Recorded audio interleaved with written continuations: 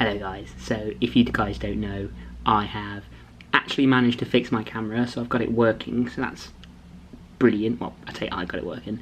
My girlfriend got it working for me. She's quite good with that sort of stuff. It's just one of those things. So first of all, welcome back. Today is a Monday, it's clinical skills day today. And it's quite a nervy clinical skills today, and I'll explain a little bit about it in a moment, but I've got a cup of tea here and I'm going to explain what I've done today, sort of the ins and outs. I did have a video recorded where I actually do what I'm about to talk about, intubation, but there's someone actually on the video and I don't really want to post it on YouTube, for example, because they haven't consented to it, so I'm not going to put that on there, but I'm actually just going to talk about it. So if you would like more clinical skills sort of basis, then I'll have to think about that and have to book out one of the rooms at Sheila Scott, which is basically a clinical room, if you guys want to sort of see the clinical side of it. But make sure you like and subscribe down below, and let's get into the video. First of all, I've completely forgot to say, make sure you follow me on social media. I always forget to mention, make sure you follow me on social media, and I completely forget, and then I do, shout outs and stuff like that, and announcements on there, and nobody really follows me on there because I never actually talk about it in the video. So make sure you honestly go and follow me on social media, and I'm quite quick at answering questions on there, whether on YouTube it takes me quite a long time, so if you want to ask me questions on there, by all means go on there. I'm supposed to have 2 stripes here, but we haven't been given our epaulates yet, so that'll be quite a big announcement to make, but that's in the next video. So today last week we had our first ever clinical skill session for year 2, and we basically went over intubation. Now intubation, if you haven't heard of intubation or you don't really know what to do, honestly watch a video about it and come back to this video, because I haven't got the time to announce all the things. Come back to it and come back to this video, and then you'll actually see and kind of be able to put into context kind of the thing I'm talking about. So last week was more about getting used to all the equipment and getting used to the manoeuvre that I spoke about. If you haven't watched last week's video, go and check it out, because I talk about more about what I did on that day. But basically all we did was went over the techniques that we use with the laryngoscope and stuff like that, getting used to the names that we're going to be dealing with, and sort of setting up and that sort of stuff. And in the end of the session, he basically said that next week, today, we're having a clinical sign-off. So basically what that means is we have like a big, I don't think I've got it on with me. I might do. No, I don't. It's basically like a little booklet, and when you start every shift on the ambulance as a student, you show your paramedic, mentor, whoever you're working with, your booklet. And it basically shows them what you're capable of. So this is, if I pass this assessment today, I'm clinically deemed capable to act and supervise to do this on the road. So I'll be able to do intubation. So if, cardiac arrests. If I'm in charge of the airway, I will then be able to have the opportunity, while supervised, to perform an intubation, which is bloody scary. But it's part of the progression as a student paramedic. And second year we are moving up. We're going to be using cannulation and stuff like that. So very, very exciting. So that was today. Honestly, I've just had a come down.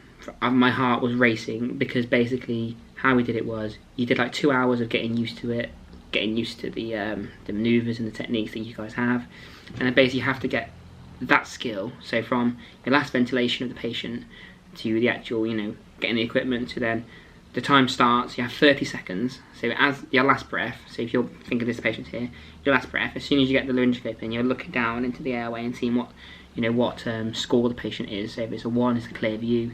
As soon as you say that, you have 30 seconds then from as soon as you got in there, put in the bougie in. If you guys don't know what a bougie is, it's basically like a little, how can I put it into perspective?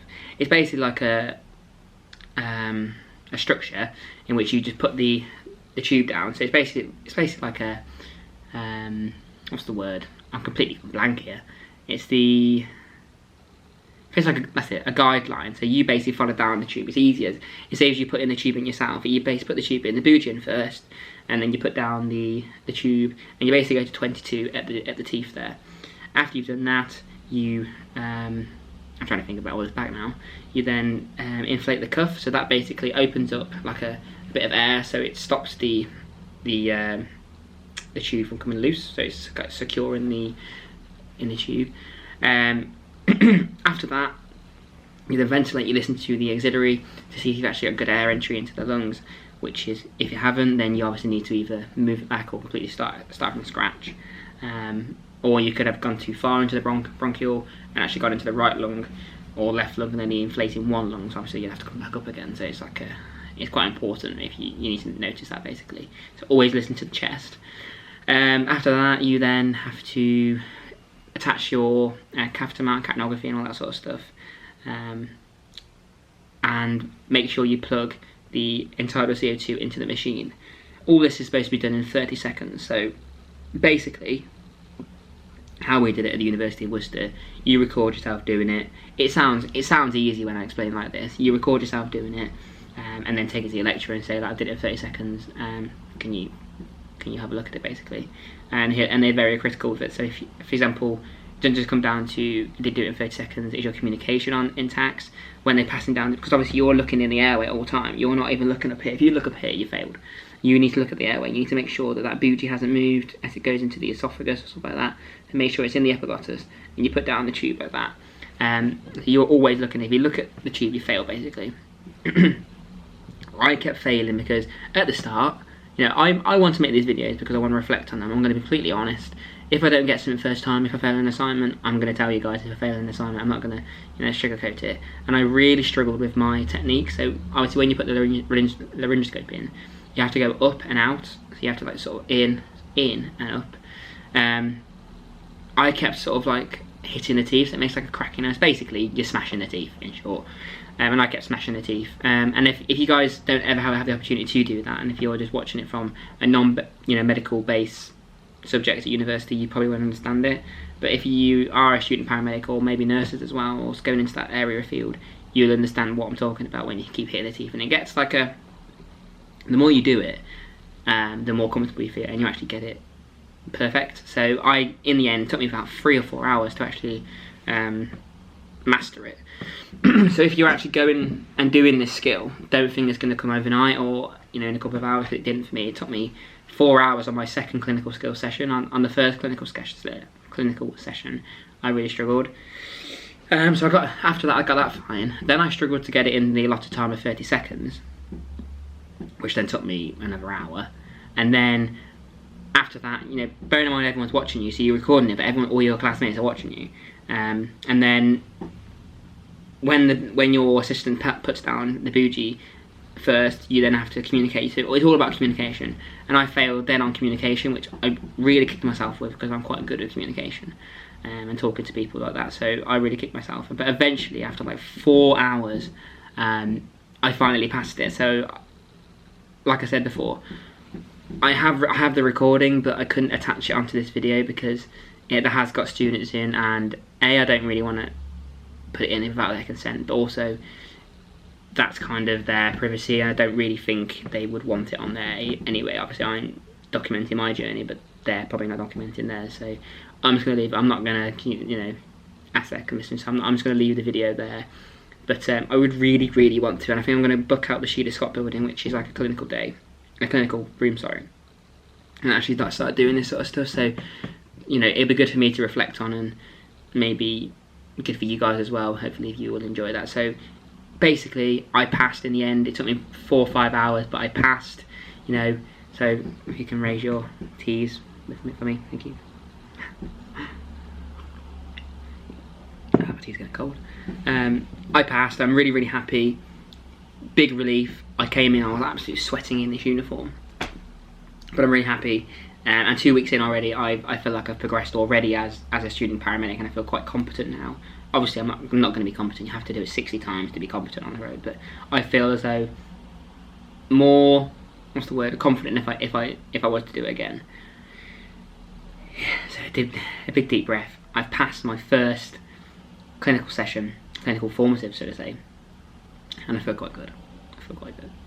So this week I'm not in on Tuesday, so Tuesday will be when I edit this video, which is when this video will go up. So Tuesday will be this video going up, which you've already seen, by the way. But how I'm going to format it this time is every Tuesday will be a video of the Monday session, so I'm going to talk about what I did on the Monday session. Tuesday would be when you see the video. Wednesday would be my, it's more about like Law and Mental Capacity Act and stuff like that, so I'll be talking about what I did in that lecture. And then Thursday is my Anatomy, Physiology and Pathophysiology modules, so I'll be talking about what I did in them ones as well. When I start placement, I'm going to talk about what I did on the road and stuff like that. I'm not going to mention jobs that I went to, but I'll probably say like I went to 3 mental health jobs, 2 cardiac jobs, 1 respiratory job. I think I did this really well. I don't think I did this very well, and sort of go from there. And I want to use this social media as a reflective tool, because I think that's really, really important. And I don't think a lot of people do it, and that's what I want to do. So that's the reason why.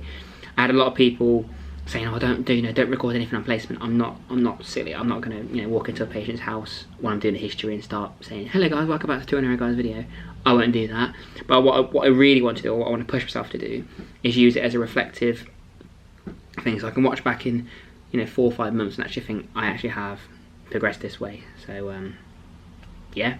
So when I start placement, obviously expect them sort of videos. It's going to be a different structure, but Tuesday video, the Wednesday and Thursday lectures probably be in maybe 1 or 2 videos, depending on how much we do on that, doing them lectures. And then we're just going to go from there. But thank you guys for watching this video. Make sure you like and subscribe down below. Honestly, your support on this channel is amazing. If you haven't already, check out my second channel, where I'm documenting more of my outside of university life, going to the theatre, blah blah blah, stuff like that. Check out my Instagram pages, where I shout out videos, announce where I'm going to be recording a video, giving shout outs, Q&As, stuff like that. So if you're interested in that, I'll leave them in the link down below. But other than that, I'm going to go and get ready now, because I'm going to Nando's, so it's like a celebration. So I'll catch you guys in the next video. Goodbye. Bye-bye. Okay, so I'm going to ventilate the patient. Looking at the rise and fall of the chest. There is poor rise and fall of the chest. I'm going to consider the airway ladder. Normally I would go for a I-jowl, but for this purpose of the assessment, I'm going to consider intubation. I'm going to consider the position of the patient. Is there a pillar and he's ramping? He is. And also the line of the tragus with the sternal notch, which he is. I'm going to ventilate in between. In the meantime, could you get ready a laryngoscope, bougie, catheter mount, catenography, filter, and so to secure the airway, please. So I'm going to do a couple more ventilations. I'd like you to pass me the laryngoscope, please. Okay? So 1, 2 more, 2, and 3. Okay, grade 1 view, please. Bougie's in. You've got the tube on for me. Tube's on. Okay, got the tube. Got the bougie. The tube's in. I'm going to go to 22. That's fine. So remove it. Yep, remove the bougie one, please. Thank you. You can put the bag on. Inflate. I'm not going to let go of the tube. That's pretty. So I'm going to lift to the chest. That's perfect. Okay, so if you remove the bag for me, please. Oh, not going to let go of the tube. That's brilliant. If you can get them for me, the catheter mount catenography. Make sure it's plugged into the machine. And we'll never listen to the chest. Plugged in. Brilliant. I'm also going to consider misting of the tube, and also looking at the machine, see if we've got a good CO2 reading, which is brilliant. And I'm going to secure the airway with the, if you can hold that for me, that's brilliant. So I'm going to secure this in place. I'm not going to do it too tight as it will completely occlude the tube.